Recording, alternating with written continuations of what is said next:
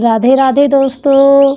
आज की हमारी इस वीडियो में हम आपके लिए लेकर आए हैं देवशयनी एकादशी व्रत का महत्व, पूजन विधि, व्रत की कथा और इस व्रत के क्या हैं नियम। तो चलिए बिना देर किए शुरू करते हैं। सबसे पहले आप सभी को अनंत सरिता धार्मिक चैनल की ओर से देवशयनी एकादशी की बहुत बहुत शुभकामनाएं। देवशयनी एकादशी से भगवान विष्णु 4 महीने के लिए गहरी निद्रा में सो जाते हैं, इसीलिए इस बीच मांगलिक कार्यों पर प्रतिबंध लग जाता है। ब्रह्म वैवर्त पुराण में देवशयनी एकादशी के विशेष महत्व का वर्णन किया गया है। इस व्रत से प्राणी की समस्त मनोकामनाएं पूर्ण होती हैं। यह एकादशी आषाढ़ मास के कृष्ण पक्ष की एकादशी, जिसे योगिनी एकादशी कहते हैं, उसके बाद आती है। देवशयनी एकादशी आषाढ़ मास के शुक्ल पक्ष की एकादशी तिथि को कहते हैं। यह वही दिन है जब भगवान विष्णु क्षीर सागर में 4 महीने के लिए विश्राम करते हैं। हिंदू पंचांग के अनुसार हर माह में 2 एकादशी तिथि पड़ती हैं, जिनमें आषाढ़ माह की इस एकादशी तिथि का महत्व कहीं अधिक है। हम आपको बता दें कि इस वर्ष देवशयनी एकादशी 10 जुलाई 2022 को है। फिर 4 महीने बाद देवोत्थान या देवउठनी एकादशी के दिन भगवान पुनः निद्रा से जागते हैं। शादी, उपनयन, मुंडन, गृह प्रवेश जैसे 16 मांगलिक कार्य इन 4 महीनों में नहीं किए जाते। तो आइए जानते हैं 4 महीने की निद्रा क्यों लेते हैं भगवान श्री हरि। वेदों में वर्णित कथा के अनुसार भगवान विष्णु ने माता लक्ष्मी से विवाह किया था। तब भगवान विष्णु असुरों के नाश के लिए और भक्तों की प्रार्थना सुनने के लिए कई वर्षों तक जागते थे, या कभी वे लाखों वर्षों के लिए गहरी निद्रा में सो जाया करते थे। इस पर माता लक्ष्मी को आश्चर्य हुआ और उन्होंने प्रभु से ऐसा न करने का सुझाव दिया, जिससे उन्हें भी विश्राम का मौका मिल जाए। माता लक्ष्मी ने यह कहा कि वे प्रतिवर्ष नींद लेने के लिए नियम बना लें। इस सुझाव को भगवान ने स्वीकार किया और प्रतिवर्ष 4 माह निद्रा लेने का नियम निर्धारित किया। जिस तिथि भगवान निद्रा लेने गए थे, उस दिन आषाढ़ माह के शुक्ल पक्ष की एकादशी तिथि थी। मान्यता है कि जितने दिन भगवान नींद में होते हैं, उस समय उनके सभी अवतार क्षीर सागर में संजीवनी बूटी का निर्माण करते हैं, जिससे पृथ्वी की उर्वरक क्षमता बढ़ती है। ज्योतिष शास्त्रों में बताया गया है कि जितने दिन भगवान नींद में होते हैं, उस समय पूजा पाठ या कोई भी मांगलिक कार्य आरंभ नहीं करना चाहिए। साथ ही व्यक्ति को यात्रा से भी बचना चाहिए। तो आइए हम आपको बताते हैं देवशयनी एकादशी का शुभ मुहूर्त क्या है। हिंदू पंचांग के अनुसार एकादशी तिथि 9 जुलाई दिन शनिवार को शाम 4:40 से आरंभ होगी, और जो कि 10 जुलाई दिन रविवार को दोपहर 2:14 तक रहेगी। व्रत का पारण समय 10 जुलाई को है।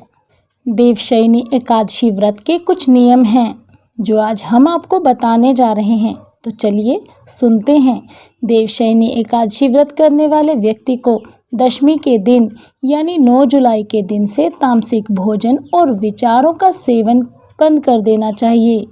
तामसिक खाद्य पदार्थों में मांस, लहसुन, प्याज के अलावा शराब, सिगरेट, तंबाकू आदि भी शामिल हैं।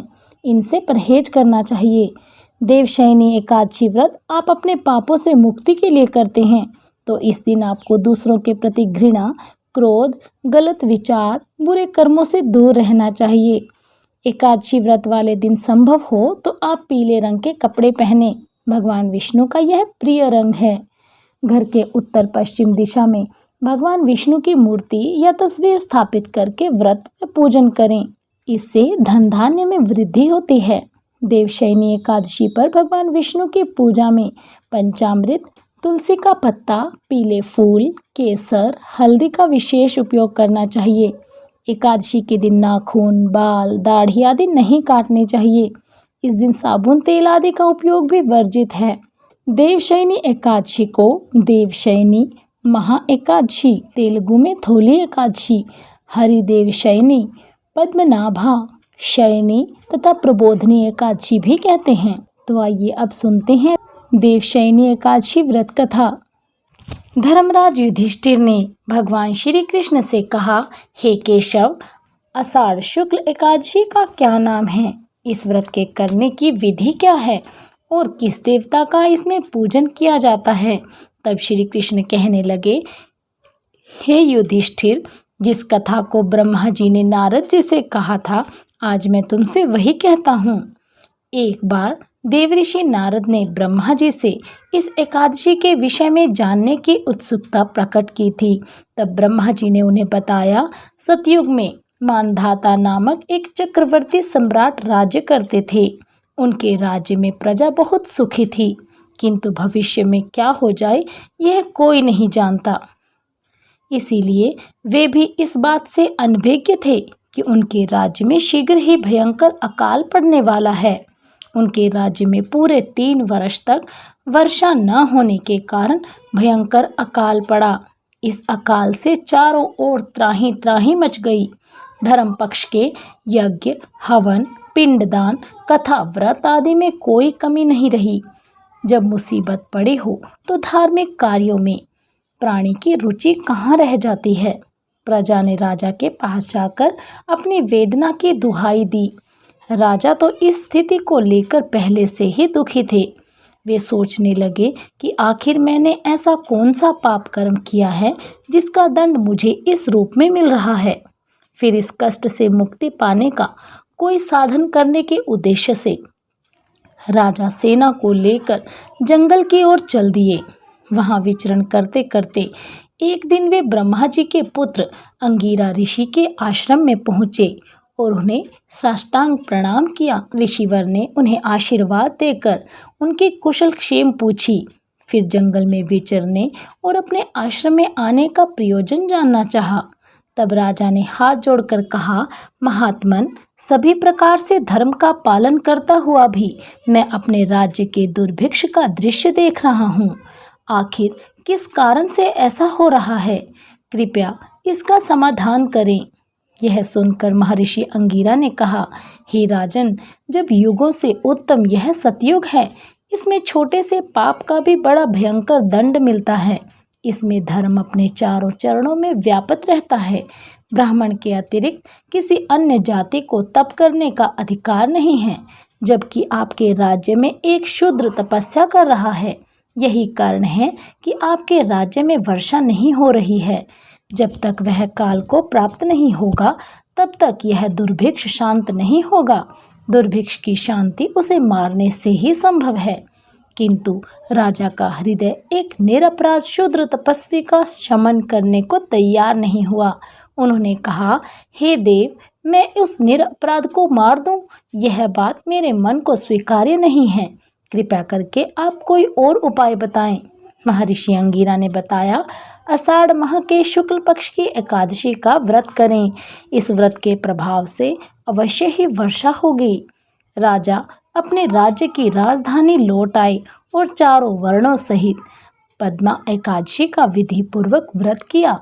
व्रत के प्रभाव से उनके राज्य में मूसलाधार वर्षा हुई और पूरा राज्य धन धान्य से परिपूर्ण हो गया। बोलिए श्री हरि विष्णु भगवान की जय। माता लक्ष्मी की जय। शांताकारं